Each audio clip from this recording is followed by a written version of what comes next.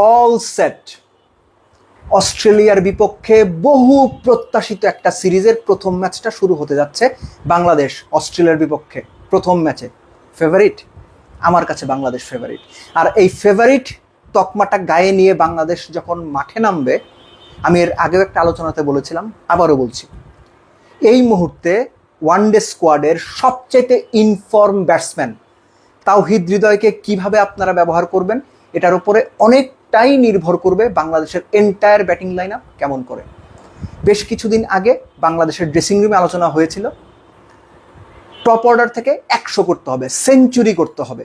তাওহিদ হৃদয় সেই সেঞ্চুরির পসরা, রান করার পসরা, রানের ফোয়ারা ছুটিয়ে গেছেন ঢাকা প্রিমিয়ার ডিভিশন ক্রিকেট লিগে এবং স্পেসিফিক্যালি 4 নম্বর পজিশনে। এর আগের আলোচনাতে আমি বলেছিলাম, দয়া করে তাওহিদ হৃদয়কে এর আগের সিরিজের মতো ঠেলে ঠেলে নাম্বার 6-এ পাঠায়েন না, দলের জন্য ক্ষতি হবে। তাওহিদ হৃদয়কে টেনে ওপরে তুলেন না, দলের জন্য ক্ষতি হবে। নাম্বার 4 অথবা নাম্বার 5 লিটন তাওহিদ হৃদয় অদল বদল করে একজন 4 একজন 5-এ খেলতে পারে, কিন্তু এই দুজনকে 4-5 থেকে সরায়েন না।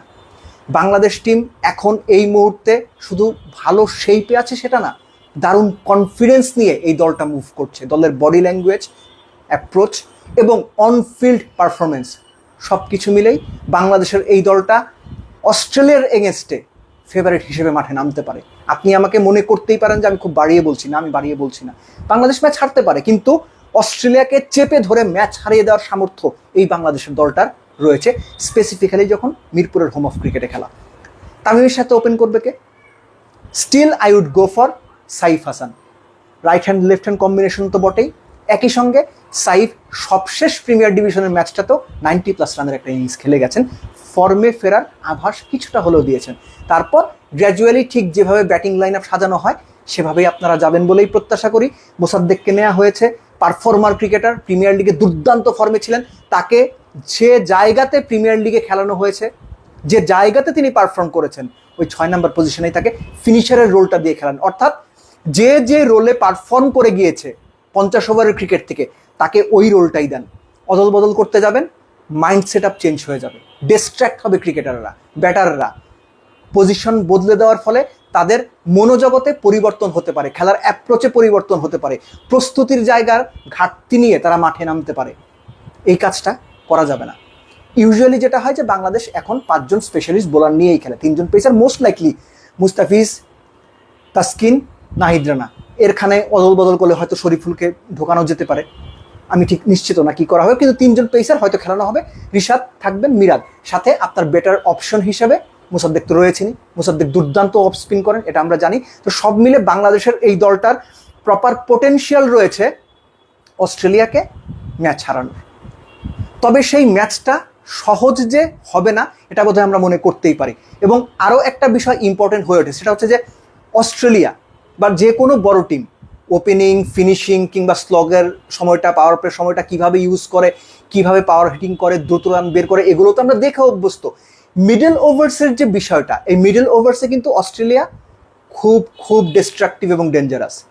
বাংলাদেশকেও ওই রোলটা প্লে করতে হবে, এবং এই রোল প্লে করার জন্য তাওহিদ হৃদয়, লিটন, মোসাদ্দেক, এই 3 জনের চাইতে বেটার অপশন এই মুহূর্তে বাংলাদেশেই নাই। স্পিনারদের হ্যান্ডেল করা, প্রয়োজনে প্রত্যেক ওভারে একটা করে বাউন্ডারি বের করার চেষ্টা করা, স্ট্রাইক রোটেট করা, অর্থাৎ মিডল ওভারে অন্তত 20টা ওভারে 120 বলে 110 থেকে 130টা রান করা, তাদের এই সামর্থ্যটা আছে। তারা প্রুভেন এই জায়গাটাতে, প্রিমিয়ার লিগে তারা এভাবেই খেলে গেছেন। সো তাদের ওপর অনেক কিছু নির্ভর করবে। আবার বাংলাদেশের বোলার যারা রয়েছেন তাদের এনশিওর করতে হবে পাওয়ার প্লে, ফিনিশিং তো বটেই, স্লগ ওভার তো বটেই, ডেথ তো বটেই, মিডল ওভার্সটা যেন অস্ট্রেলিয়া খুব বেশি রান না তুলতে পারে। মিডল ওভার্সে যেন আমাদের স্পিনাররা, কিছু ক্ষেত্রে পেসাররা উইকেট তুলতে পারেন। অস্ট্রেলিয়ার সঙ্গে ম্যাচ খেলতে গিয়ে স্ট্র্যাটেজিক্যালি যত কম ভুল করা যায়, ট্যাকটিক্যালি অস্ট্রেলিয়াকে যত রকমভাবে প্যাচে ফেলা যায় কিংবা চাপে ফেলা যায়, এগুলো এনশিওর করতে হবে। So good luck Bangladesh. অস্ট্রেলিয়ার বিপক্ষে প্রথম ম্যাচটা জিতে আপনারা সিরিজ শুরু করবেন, সেটা মনে প্রাণে প্রত্যাশা করি, বিশ্বাস করি এবং আশা করি। বাংলাদেশের কোটি কোটি ক্রিকেট ভক্ত তাকিয়ে আছেন মাইটি অজিদের বিপক্ষে। বাংলাদেশ প্রথম ম্যাচটা জিতে টপ নচ পারফরমেন্স করে সিরিজটা শুরু করবে। গো বাংলাদেশ, গুড লাক বাংলাদেশ।